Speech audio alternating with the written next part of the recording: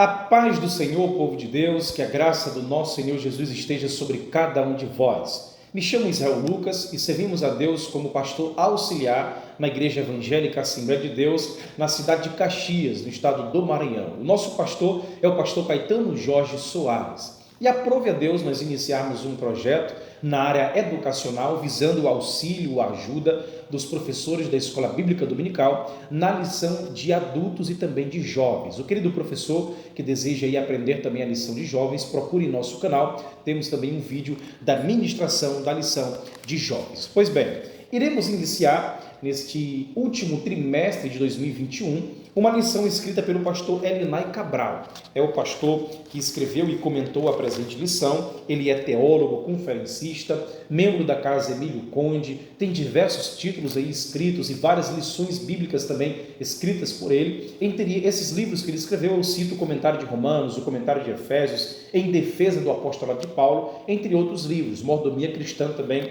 é um dos livros escritos pelo pastor Elinay Cabral. Eu peço para você que ore pela vida do pastor, por sua família, para que Deus continue derramando de sua graça, porque não é fácil escrever uma lição bíblica. São muitos os desafios. Então, oremos também para que Deus levante mais pessoas que venham somar aí no ministério do ensino, da pregação da palavra, compromissados com a verdade das Sagradas Escrituras. Então, vamos iniciar neste momento. O nosso intuito, querido professor, é que você, o seu querido aluno, seja edificado e venhamos juntos a crescer na graça e no conhecimento de Deus, visando, logicamente, a sua honra e a sua glória acima de tudo e acima de todos. Louvado seja Deus. Então, vamos iniciar pelo sumário.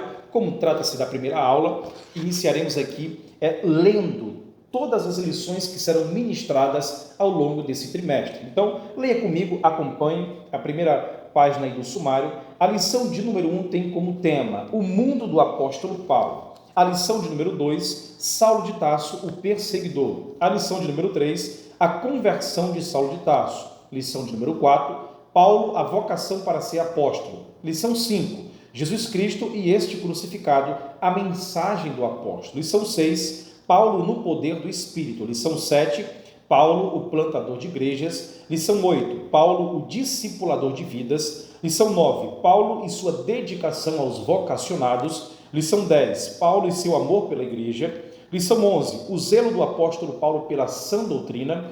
Lição de número 12, a coragem do apóstolo Paulo diante da morte.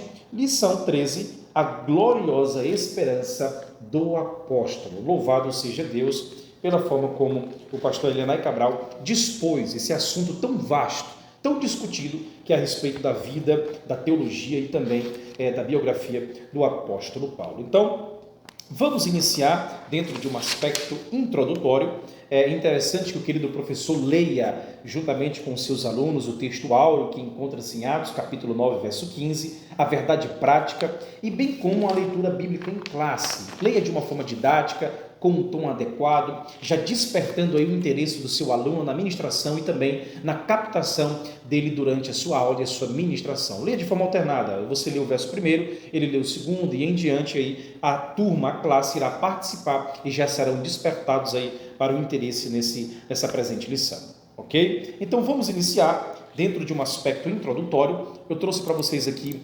alguns títulos e algumas informações a respeito do mundo do apóstolo Paulo. Lição de número 1, 3 de outubro de 2021. Eu quero trazer uma breve citação que diz o seguinte: ele era um homem de pequena estatura. Afirma Atos de Paulo, é um escrito apócrifo do século II. E diz o seguinte: parcialmente calvo, pernas arqueadas, de compleição robusta, olhos próximos um do outro e nariz um tanto curvo. É interessante que, se esta descrição merecer crédito, ela fala um bocado mais a respeito desse homem, que é natural de Tarso, que viveu quase 7 décadas cheias de acontecimento após o nascimento do próprio Jesus Cristo. É interessante nós percebermos, né? Há mais detalhe nos apócrifos a respeito dele do que o próprio Jesus Cristo. Então, ela se encaixaria no registro do próprio Paulo, daquilo que foi relatado por ele, ali na carta que ele escreveu aos Coríntios, no capítulo 10, verso 10. Ele diz o seguinte: as cartas com efeito dizem são graves e fortes, mas a presença pessoal dele é fraca e a palavra desprezível. Então, de uma certa maneira, faz sentido o que está relatado aí dentro desses livros que tratam a respeito da sua compleição, da sua fisionomia. Faz um total sentido com aquilo que ele também relata em 2 Coríntios capítulo 10, verso 10. Agora uma pergunta que pode nortear a sua aula. Quem foi o apóstolo Paulo? Quem foi esse homem chamado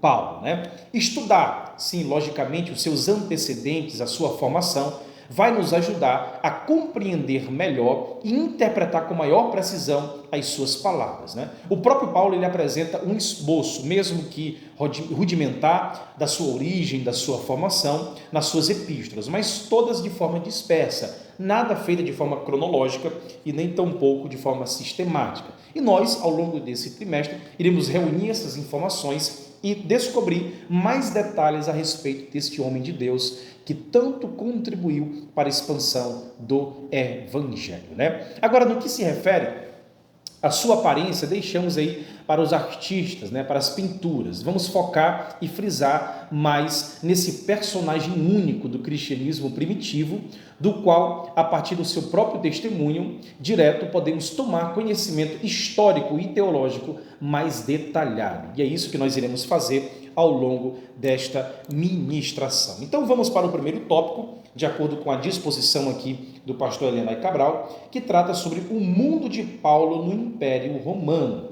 entendendo a origem de Paulo, né? Os detalhes históricos no que concerne à origem de Paulo, mais básicos, eles estão convenientemente dispostos, ou seja, agrupados nos discursos que Paulo proferiu, que foi relatado pelo evangelista Lucas, diante de uma multidão hostil de judeus nos degraus do templo, conforme em Atos capítulo 22, verso do 1 até o verso de número 21. Ele estava diante do rei Agripa II e também do procurador romano Festo, de acordo com o que relata Lucas em Atos capítulo 26, verso 2 ao verso 23. Lá em Atos capítulo 22, você pode acompanhar no nosso slide, capítulo 22, verso 3, Paulo diz o seguinte: nasci em Tarso da Cilícia. É uma primeira informação importantíssima para darmos entendimento a respeito da sua origem. Ou seja, Tarso era a principal cidade da Cilícia, uma região no extremo sudeste da Ásia Menor.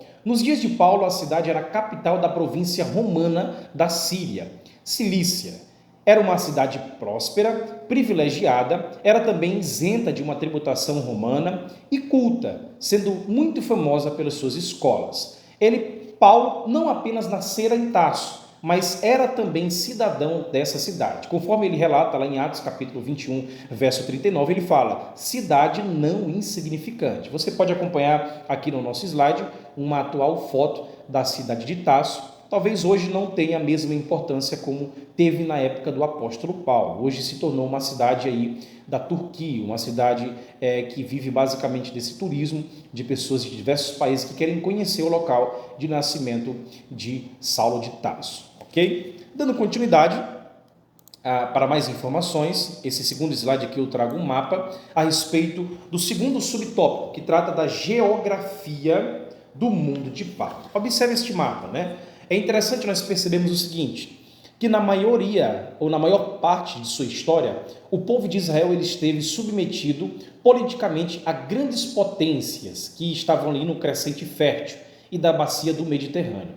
Sua ubiquação, ou seja, o ato de ocupar um lugar de uma forma geográfica, nos ajuda a entender, é interessante percebermos isso, esse fenômeno. Ou seja, Israel ele situava-se em um local, em um corredor estratégico da passagem que unia comercialmente o continente asiático e o continente africano. Então era muito disputado aquele local. Os interesses das potências por esse território obrigou os israelitas a se submeterem aos assírios, por exemplo, ali em 841 a.C. a 612, também se submeteram aos babilônios, aos persas, aos gregos e, por fim, também aos romanos. Então, aquela região em que Israel sempre ocupou, no crescente fértil, era um canal, era um estreito corredor muito disputado pelas potências que circunvizinhavam a nação de Israel, o pequeno povo judeu. Okay? O Império Romano, na época de Paulo, ele estava dividido administrativamente em províncias, né? Em que em seu auge chegaram aí a cerca de 50 províncias. Você pode acompanhar as legendas aqui do Império Romano. Elas estavam classificadas em imperiais e também em senatoriais, ou seja, as províncias senatoriais estavam subordinadas diretamente ao Senado romano, englobando aqueles que estavam submetidas pacificamente ao domínio romano, ou seja, elas eram governadas por um procônsul, como o caso de Sérgio Paulo da ilha de Creta e de Galho de Corinto, conforme é relatado lá em Atos capítulo 13, Atos capítulo 18, também Atos 19, fala a respeito aí do caso de Éfeso, né, que traz esses personagens. E também, além do Império Romano estar dividido em províncias senatoriais, eles estavam divididos também em províncias imperiais, ou seja, situavam-se na periferia do império e estavam constantemente expostas à revolta ou ataque de povos inimigos. Por isso, necessitavam de uma presença mais ostensiva do exército e dependiam diretamente do imperador. Era um pouco diferente, se não digamos, muito diferente aí das províncias senatoriais. Então, a Cilícia encontra-se dentro desta divisão administrativa e política das províncias imperiais. O irmão, querido aluno, professor, pode notar aqui o mapa em verde e a Cilícia, sua capital Tasso, está aqui basicamente dentro da divisão das províncias imperiais. Agora o seguinte que nós devemos entender nesta presente lição. Os imperadores romanos, que nós iremos listar aqui, com as datas dos seus respectivos governos, eles estão vinculados diretamente às narrações do Novo Testamento. Lembrando que, na época da vida de Paulo, Tibério foi o imperador presente ali dentro da narrativa bíblica. Ele esteve à frente desta potência do Império Romano desde 14 a.C. até 37 depois de Cristo. Mas antes dele veio Augusto, após Tibério veio Calígula, depois Cláudio, Nero, Vespasiano e por fim Domiciano, aí que reinou, que esteve à frente do Império Romano de 81 até 96 depois de Cristo. Cada imperador deste tem a sua peculiaridade dentro da narrativa da expansão e perseguição do povo de Deus, dos cristãos ali que faziam parte da igreja primitiva, ok? Vamos para o terceiro subtópico a respeito da geografia do mundo de Paulo, permanecendo ainda no subtópico, e vamos falar agora a respeito da dimensão geográfica do Império Romano, né, que permitia excelentes possibilidades de viagens missionárias do apóstolo Paulo. É interessante, tem aquela famosa frase que fala: todos os caminhos levam a Roma, e é bem verdade. Você pode perceber nesta foto, diferentemente das estradas de hoje, que tem dificuldades aí de serem asfaltadas, conservadas, ainda hoje as estradas, a maioria das que estão hoje naquela região, foram construídas, foram feitas pelo Império Romano, por seus imperadores, que administravam aí as suas províncias, tanto imperiais como senatoriais. E eram estradas de boa qualidade. Você pode ver aí na figura ao lado que ainda hoje algumas delas são preservadas, em detrimento da chuva, do tempo, ainda hoje algumas delas estão preservadas. E são estradas bem conservadas. Agora imagine naquela época uma malha viária aí que abrangia em torno de 300 mil quilômetros, sendo que 90 mil desses 300 mil, eles apresentava boas condições excelentes para viajar. Então, esse era o contexto de Paulo, estradas excelentes para a expansão do reino de Deus. Ele caminhava, andava e usava essas estradas romanas como um bom cidadão romano, usando aí para benefício do reino de Deus. É muito interessante nós percebermos isso. As estradas do Império Romano, bem como as vias marítimas, foram de grande importância para a expansão da fé cristã.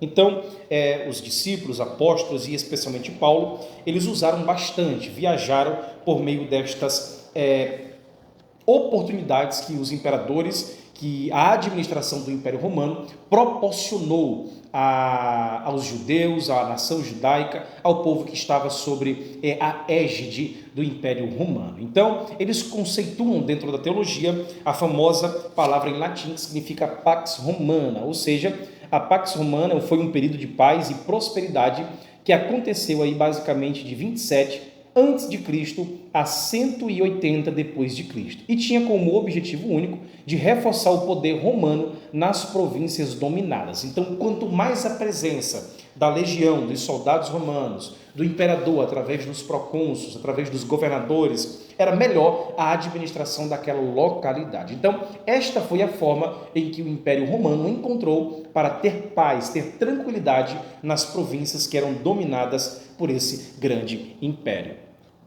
Agora vamos para o terceiro subtópico do presente tema, o mundo de Paulo do Império Romano, e vamos falar sobre Paulo chamado para os gentios. Okay? É um aspecto muito importante nós frisarmos aqui na Escola Bíblica Dominical. Paulo, o perseguidor de cristãos, foi transformado no mais destacado pregador de Cristo, devido a um inesperado confronto com o Jesus ressuscitado na famosa estrada de Damasco.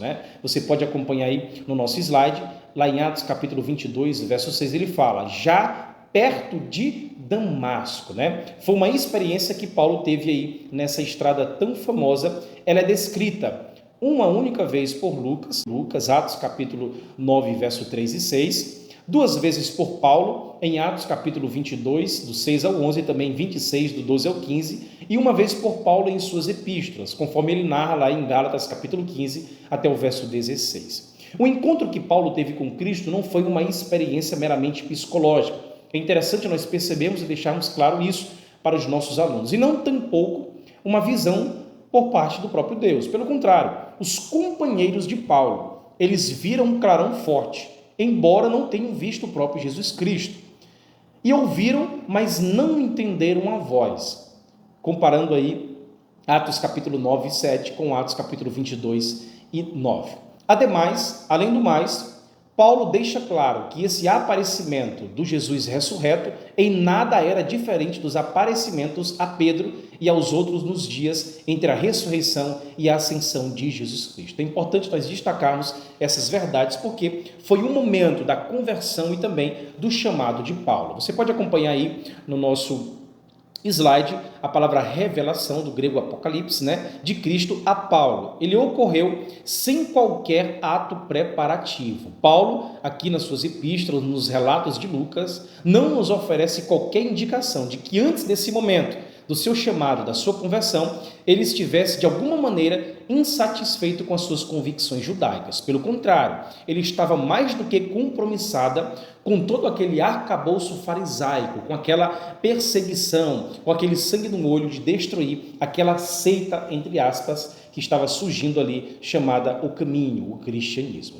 Nós percebemos que os textos que às vezes nós pensamos que apontam para um período preparatório são melhor interpretados de outra maneira, e não da maneira que alguns querem que seja, ok? Por exemplo, quando Paulo ele é advertido pela voz celeste, que diz lá em Atos capítulo 26, verso 14, diz o seguinte: dura coisa é recalcitrares contra os aguilhões. Muitas pessoas interpretam diferente esse texto. O significado disso não é que Paulo vinha resistindo, de que ele estava resistindo à persuasão do Espírito. Não, mas que agora ele não deveria resistir à vontade de Deus, que foi expressa na revelação vinda do próprio céus, através do Jesus ressurreto, ok? Romanos capítulo 7, verso 14 e 25, também não se refere a uma luta psicológica que eventualmente Paulo tenha tido aí anterior, antes da sua conversão. Pelo contrário, as descrições da experiência de Atos e também as alusões que Paulo faz em Filipenses capítulo 3, verso 3 a 11, a essa experiência sugere uma transformação repentina e impressionante. É importante nós atentarmos para isso. De um judeu zeloso e perseguidor da igreja e de Cristo a um seguidor de Jesus. Ele passou de um lobo feroz, voraz, a uma ovelha mansa, tranquila, capaz de morrer por aquela mensagem que ele mesmo perseguia. Olha como o poder de Deus é impressionante. Olha como ele transforma o mais vil pecador no maior mensageiro da pregação do Evangelho do próprio Senhor Jesus Cristo. Então vamos glorificar a Deus por isso.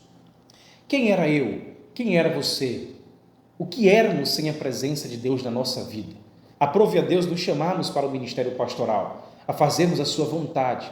Corri até cansar, mas as cordas de amor, conforme relata o Antigo Testamento, foi mais forte do que a vontade do nosso coração. E com Paulo aconteceu da mesma forma. Ele conversou com o próprio Cristo, teve um encontro direto com ele na estrada de Damasco, e isso mudou a sua vida completamente. E agora aquilo que, de uma certa forma, fazia sentido na sua concepção farisaica, de um judaizante, religioso, legalista, agora ele se torna no pregador do evangelho, manso, tranquilo, calmo, e pregando aonde encontrasse, aonde entrasse, aonde estivesse a mensagem aquele que ele perseguia. É isso que Deus faz na nossa vida, é isso que Deus faz na vida dos seus filhos e dos seus santos. Então, encerrando aqui o primeiro tópico a respeito do chamado do apóstolo Paulo para pregar para os gentios, vamos iniciar o segundo tópico, que fala a respeito do mundo cultural de Paulo, e o subtópico, a língua mundial daqueles dias era o grego, né? O latim, sim, era a língua oficial do Império Romano, mas era o idioma usado principalmente no Ocidente. Mas no Oriente, a língua franca era o idioma comum, e o grego é essa língua franca, né? Além do grego, os habitantes da Palestina também falavam aramaico, hebraico, pelo que também Jesus e os primeiros discípulos, provavelmente, eles eram trilíngues, ou seja, falavam aí 3 línguas, o hebraico, o aramaico e o grego koiné, ou também conhecido, dependendo da pronúncia aí, o irmão queira adotar o iotista, né, kini ou koiné, ok? Utilizando o grego, Paulo ele teve uma formação básica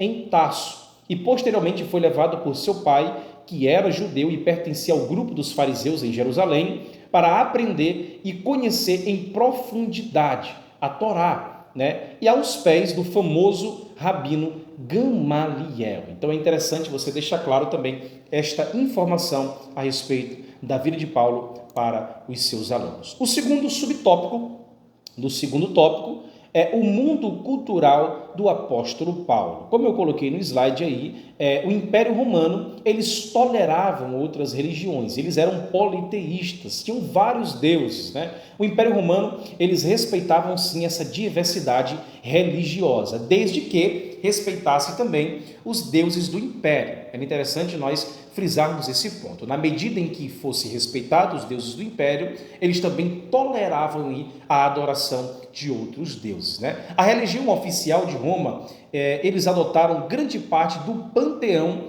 e da mitologia dos gregos, herdado aí da filosofia dos gregos. As divindades romanas, eles vieram a ser identificadas com deuses gregos. Houve uma mistura aí dos deuses romanos com os deuses gregos, né? Júpiter com Zeus, Vênus com Afrodite e assim por diante. Os romanos também, além desses deuses, né, criados aí pelo inventário imaginário dos filósofos gregos e romanos, eles adicionaram certas características. É interessante o professor tocar nesse assunto, como que a de um sacerdote para o próprio imperador, e é conhecido como Pontifex Maximus, ou seja, sumo sacerdote. Então, além do panteão grego misturado com os deuses romanos, ainda tinha a figura do imperador como um objeto de adoração pelos seus súditos. Então, é interessante os irmãos deixarem isso claro, porque alguns dos confrontos que percebemos no Novo Testamento tem a ver com esta retaliação do Império Romano no que concerne a autoridade do imperador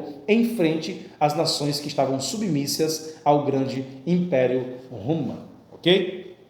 O terceiro subtópico trata a respeito da influência da filosofia grega. Eu coloquei no slide aqui os gnósticos, né, o gnosticismo, o epicurismo, o estoicismo, os cínicos, céticos e também, por fim, os judaizantes. Então, vamos explicar de uma forma bem rápida aqui cada influência desse pensamento filosófico dos gregos. Os gnósticos, ou gnosticismo, como é conhecido esta forma de pensar, talvez fosse a heresia mais perigosa. Lembre-se, atente-se para isso, que ameaçava a igreja primitiva durante os primeiros 3 séculos de existência e expansão do cristianismo, né? Influenciado aí por filósofos como Platão, o gnosticismo é baseado em 2 premissas falsas. Primeiro, essa teoria sustenta um dualismo em relação ao espírito e à matéria. Os gnósticos acreditam que a matéria seja essencialmente perversa e o espírito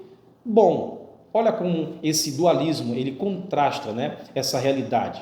Como resultado dessa preposição, os gnósticos acreditam que qualquer coisa feita no corpo, até mesmo o pior dos pecados, não tem valor algum, porque a vida verdadeira ela existe apenas no reino espiritual. Olha como isso é fruto mesmo de uma ilação, de um pensamento de um pecador, de alguém pecaminoso, que criam estas coisas aí surreais para justificar certos atos aí dentro dos seus prazeres carnais, né? Além dos gnósticos também temos o Epicuro, né? O epicurismo, e ele pensava basicamente nos prazeres, né? Enquanto os gnósticos tinham esse pensamento mais filosófico, fazendo esse dualismo entre o espírito, entre a carne, o epicurismo ele pensava nos prazeres, na essência de alimentar a ordem, não necessariamente sensual, mas o sumo maior bem da vida, de ter aquilo que quer no tempo que quer, numa necessidade momentânea para abastecer os prazeres. Então, era uma outra forma de pensamento aí em que o apóstolo Paulo viveu durante aquele tempo do Império Romano, influenciado pela filosofia grega. Temos também, de acordo com o slide, o estoicismo, né, que ensinava que a aceitação racional da própria sorte, determinada por uma razão impessoal, é que governaria o universo e da qual todos os homens fazem parte e também é dever do homem. Olha como isso é interessante, né? Eles ensinavam aí que estamos relegados ao acaso, à própria sorte, determinadas por uma razão impessoal e que governaria o universo da qual todos os homens fazem parte. Esse é o dever do homem. Então, são filosofias que contrapunham diretamente a verdade das Sagradas Escrituras. Ao longo desse trimestre, nós iremos nos deparar com alguns confrontos que Paulo teve, de acordo com os raciocínios filosóficos que ele teve que combater naquela época, naquele tempo. E hoje não é diferente. É interessante nós percebermos que nada é novo debaixo dos céus. As coisas apenas mudam de nome, se travestem, colocam uma nova roupagem, mas são filosofias antigas, baseadas aí em ilações da mente humana. É importante o professor frisar também isto em sala de aula. Temos também os cínicos, né, que é antigas contrapartes dos modernos hippies, ou seja, é como se fossem os hippies daquela época ali do Novo Testamento, da igreja primitiva. Eles reputavam a virtude suprema como se fosse uma vida simples e sem convenções, né, rejeitando a busca popular pelo conforto, pelas riquezas e também pelo prestígio social. Eles eram paz e amor, viviam da sua forma, não se preocupavam muito com o amanhã, com o dia após o outro. Temos além dos cínicos e céticos, que eles, tendo abandonado em seu relativismo toda a esperança de qualquer coisa em termos absolutos, eles sucumbiam ante a dúvida e a conformidade para com os costumes prevalecentes. Ou seja, essas e outras filosofias, entretanto, não determinavam um grande número de pessoas daquela época, né? De modo geral, estas superstições e o sincretismo caracterizavam, sim, as massas. Pelo que também o cristianismo, atente sobre isso, o cristianismo ele teve que penetrar numa sociedade religiosa e filosoficamente confusa. Esse era o contexto de Paulo, né? No meio desses gnósticos, dessa corrente filosófica do epicurismo, estoicismo, cínicos e também dos céticos. Mas além disso, além da nocividade dos gnósticos, também temos aí os judaizantes, né? Que era um grupo pequeno de alguns judeus pseudo-cristãos que defendiam o rito da circuncisão e que vinham desde Jerusalém e enfrentavam as igrejas gentílicas com suas ideias judaicas e também misturando com conceitos gnósticos. Então, a maioria dos combates que Paulo tem em suas cartas são com esse tipo de grupo, com esse povo que misturava conceitos gnósticos a respeito da lei, da legalidade, da formalização do cumprimento dos mandamentos e misturavam aí conceitos atrelados a obras, a salvação, a querer fazer para ter acesso a algo. Isso era muito misturado dentro do conceito desses pseudo-cristãos, os judaizantes, que queriam circuncidar aqueles que foram libertos pelo evangelho, que já foram e já tinham sido circuncidados no coração. Okay? É um outro aspecto nós nos atentarmos e também aprendermos. Além disso, do mundo religioso de Paulo, ele mesmo se identifica como judeu. É o primeiro subtópico aí do terceiro tópico que tem como título Mundo Religioso de Paulo. Paulo se identifica como judeu. Você pode acompanhar aqui no nosso slide, ele diz o seguinte lá em Atos capítulo 22, verso 3. Fui instruído segundo a exatidão da lei de nossos antepassados, zeloso para com Deus. Atos 22, verso 3. Ou seja, Paulo era hebreu de hebreus, não apenas por nascimento, mas ele também não se cansava de ressaltar esta verdade. Em Atos capítulo 26, verso 15, temos também exposado essa verdade, Gálatas 1, 14, Filipenses 3, verso 5 ao verso 6. Ele era alguém que seguia o judaísmo com seriedade, com zelo, um membro da sua seita mais severa, é a seita mais severa, a seita dos fariseus. Sabemos que tem no Novo Testamento, na narração da igreja primitiva, aí relatado nos evangelhos, nas epístolas, os zelotes, os essênios, os saduceus, os herodianos, mas principalmente os fariseus, que era um grupo aí muito ferrenho, uma seita que de fato perseguia os cristãos no início e do crescimento do povo de Deus, no que concerne ao poder do evangelho, na nova aliança, ok? Então vamos aqui para o segundo subtópico, do terceiro tópico. Paulo foi criado dentro da fé judaica, Conforme o nosso slide, está aqui, a circuncisão foi uma lei obedecida pelos pais de Paulo, que o circuncidaram aos 8 dias de nascido. Ele era construtor de tendas e fazia parte da escola de Hilel. Lá em Filipenses capítulo 3, verso 15, diz que Paulo, escrevendo à igreja de Filipos, ele fala: fui circuncidado no 8º dia, sou da linhagem de Israel, da tribo de Benjamim, hebreu de hebreus, quanto à lei, eu era fariseu. Então, o pai de Saulo investiu no futuro de seu filho, para ser um fariseu, uma vez que ele mesmo era um fariseu atuante de Tarso. O pai de Paulo era um fariseu atuante da cidade de Tarso. Depois de Paulo ter sido desmamado, e já um menino, o seu pai levou ele para Jerusalém, para aprender com um grande rabino fariseu, o famoso Gamaliel, as primeiras lições para sua formação básica. Isso está lá registrado em Atos capítulo 22, verso 3. Após esse período de instrução com Gamaliel, Paulo ele voltou à terra do seu nascimento, Saulo voltou à terra de seu nascimento, lá em Tarso. Tendo mais ou menos por volta de 12 ou 13 anos de idade, ele aprendeu uma profissão. Como era costume naquela época, o pai ensinar a profissão para o seu filho. A saber, ele aprendeu a construir tendas, ou seja, era um tecelão de tendas. Então isso, durante o ministério de Paulo, ajudou ele também a complementar a sua renda. Paulo mesmo comprava o tecido e ele mesmo construía as suas tendas. Tanto é que ele fez uma sociedade com Priscila e Áquila, nesse sentido aí da construção de tendas, ok?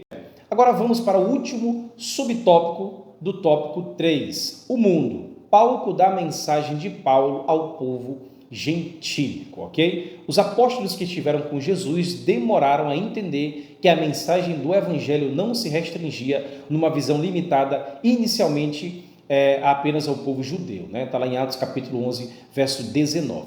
Mas algum tempo depois, interessante, nós percebemos que os judeus que caminharam, que estiveram com Jesus, os seus discípulos, apóstolos, eles perceberam que o evangelho não apenas se restringia aos judeus, mas sim para todos os povos. E foi Paulo o escolhido, Foi a pessoa escolhida por Deus para pregar esse evangelho aos gentios. E ele tinha todas as credenciais que o qualificavam para penetrar nessa nova realidade. Ou seja, no mundo gentil, foi o palco dado pelo Espírito Santo para Paulo para pregar o evangelho de Jesus Cristo. Olha que maravilha! Este homem que perseguiu os cristãos no início da sua vida, ele depois foi transformado, mudado, foi chamado e converso para uma nova realidade, uma nova missão, pregar o evangelho. E ao invés de perseguir, arrebanhar mais pessoas para a verdade das Sagradas Escrituras, a saber, o Cristo ressurreto. Então, essa foi a mensagem de Paulo, esse foi o alvo de Paulo.